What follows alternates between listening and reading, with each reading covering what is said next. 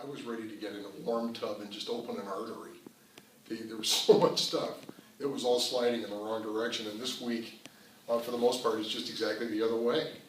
The events in Iraq have gone our way, both the Kurds and the airstrikes. There's going to be more there, but the risk that the place was falling apart, going to threaten oil supplies, hurt oil prices, that's off the table. Ukraine is going to boil away for a long time, but the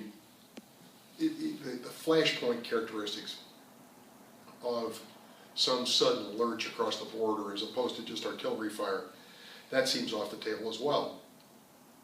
The whole week, the financial markets have been waiting for a big meeting that's in Jackson Hole every August, that central bankers from all over the world, I mean, even the head of the People's Bank of China, Zhu Zixuan, comes to these meetings.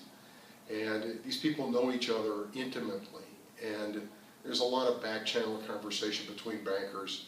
And Yellen gave her first keynote address, and there's nothing new in any of it, all very peaceful.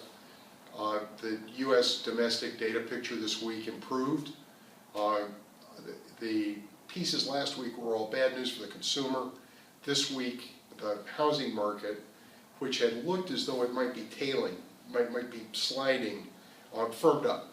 The data's approximate, so it's not easy to make news out of no news, but no news is better than where we were a week ago.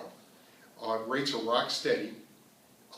The whole deal now is, will the slope of U.S. economic growth, especially as defined by wages, continue as it is? And I think if it does, then the Fed is going to begin the tiniest of interest rate increases just to see what happens.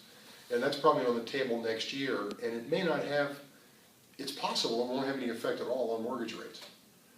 The risk to mortgage rates next year and the year after and the year after that is the slope of economic growth. Now, it's one thing for the Fed to nick up a little bit in short-term interest rates, trying to get off of zero and get out of an abnormal circumstance.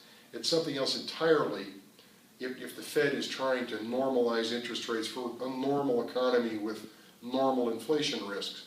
But all that stuff is so remote that it's not even masts on the horizon. It's far over the curve. And the housing market needs low interest rates, and we've got them.